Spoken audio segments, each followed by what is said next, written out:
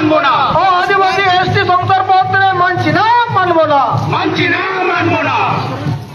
সমস্ত আদিবাসী সংগঠন এক সুরে দিচ্ছে না এসটি নিবাচ্চা।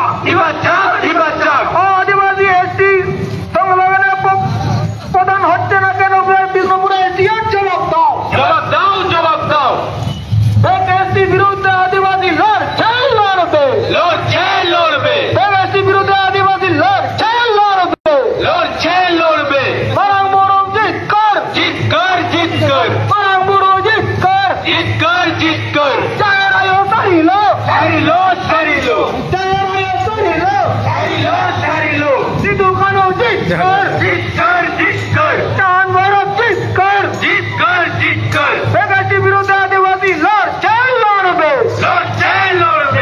এসটি বিরুদ্ধে আদিবাসী লড়ছে, লড়বে।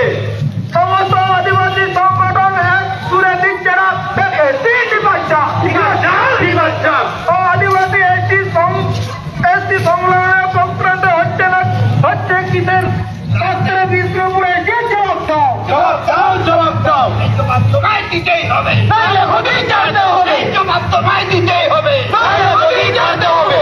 জবাব তোমায় দিতেই হবে। নাহলে হতেই জানতে হবে। এই জবাব তোমায় দিতেই হবে। নাহলে হতেই জানতে হবে। এই জবাব তোমায় দিতেই হবে। নাহলে হতেই জানতে হবে। এই জবাব আজকে এখানে ফেক আদিবাসীদের নামে যে অভিযোগটা রাখা হয়েছে সেগুলির তিনি অফিসিয়াল কোনো হিয়ারিং করেননি, আজ পর্যন্ত করেননি। যদি করত নিশ্চিত আদিবাসী সংগঠনের প্রতিনিধি ওই হিয়ারিং এ উপস্থিত থাকতো। যে জাতিগুলোকে চুরি করা হয়েছিল সেই জাতির প্রতিনিধি সেখানে উপস্থিত থাকতেন। বিষ্ণুপুর মহকুমা শাসকের দপ্তর এই পদক্ষেপ নেননি। অথচ আমাদেরকে সেদিন বলে দিল কি যে এখানের বেশ কিছু 40টা কি 60টা একটা সংখ্যা বলেছেন, সেই সংখ্যাটা সিআরআই কাছে পাঠানো হয়েছে রিপোর্ট আসার জন্য। আমরা জানি না মনে করছে সিআরআই কে কখন পাঠানো হয়। এখানে অফিসিয়াল হিয়ারিং হবে, এসডিওর সন্দেহ মনে হলে তারপরে সিআরআই এর কাছে হয়। এখানে হিয়ারিং এর কোনো ব্যবস্থাই হয়নি, অথচ সেই নামগুলো সিআরআই এর কাছে পাঠানো হয়েছে। আমরা সিআরআই দপ্তরের ডেপুটেশনে জেনেছি এই মহকুমা শাসকের দপ্তর থেকে কোনো অভিযোগ আসলে সিআরআই দপ্তর উত্তর দিতে বাধ্য নয়। আমাদেরকে ভুলানো হচ্ছে। সেদিন থেকে একটা গড়িমসি এই বিষ্ণুপুর মহকুমা শাসকের দপ্তর থেকে দেখানো হচ্ছে একটা গল্প, একটা সাজানো গল্প দিয়ে আমাদেরকে ভুলাবার চেষ্টা করা হয়েছিল। এবং তার প্রতিবাদে সেদিন আমরা তার দপ্তরের সামনে আমরা বসে প্রতিবাদ করতে বাধ্য হয়েছি, অনেকেই তারা দেখেছেন। তাহলে কি মানতে হবে যে জাতচোরদের সহায়তা করার জন্য বিষ্ণুপুর মহকুমা শাসক এবং তার অফিসাররা প্রত্যেকেই দায়ী, তাদেরই সহযোগিতায় এখানের বিষ্ণুপুরের জাত চুরি হতে চলেছে। এখানে মহকুমা শাসকের সেই দপ্তরগুলো কিন্তু সেই জাত চুরির সপক্ষে সহায়তা করে যাচ্ছেন, আমরা যা দেখতে পাচ্ছি। যে কয়েকটা অফিসিয়াল ভাবে যারা হিয়ারিং করেছিল দু একটা নমুনা আমাদেরকে দেখানো হয়েছে। সেই নমুনাতে যে সমস্ত প্রশ্ন করা হয়েছে সেই প্রশ্নগুলো যথেষ্ট আদিবাসী বিরোধী, অথচ সেই সার্টিফিকেট গুলো আজও পর্যন্ত বাতিল হয়নি। আমরা সেই ওনাদের যে হিয়ারিং একটা গোপনে হয়েছিল সেই রিপোর্টের যে আদিবাসীদের সংক্রান্ত যে সমস্ত প্রশ্ন করা হয়েছিল তার উত্তর কিন্তু সঠিক পাইনি।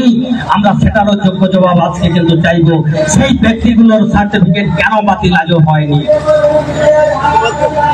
এখানে আমি এটাও আপনাদের কাছে তুলে ধরছি, এই বিষ্ণুপুর মহকুমা শাসকের কাছে যে সমস্ত সারনেম গুলো ভূমির জাতি হিসেবে তুলে ধরা হয়েছে বা ভূমির জাতি ব্যবহার করা হয়েছে, পণ্ডিত, চৌধুরী, পান, হাজরা, আমি চ্যালেঞ্জ করছি এখানকার প্রশাসনকে, আমি চ্যালেঞ্জ করছি মহকুমা শাসকের সমস্ত বিসিডব্লিউ অফিসারকে। আমার মাইকের আওয়াজ যদি শুনতে পাচ্ছেন কথাটা ভালো করে মনে রাখুন।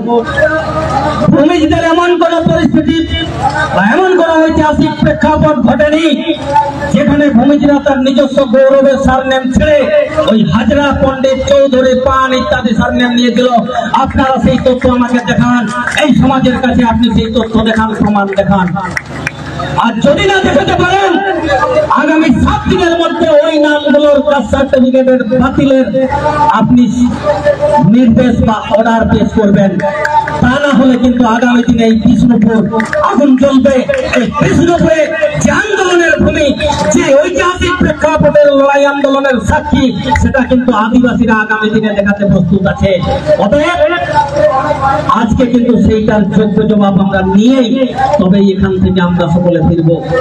সুতরাং এই যে তালবাহানা বিষ্ণুপুর মহকুমা শাসকের দপ্তর থেকে করা হচ্ছে, এটা কখনোই মেনে নেওয়া যায় না।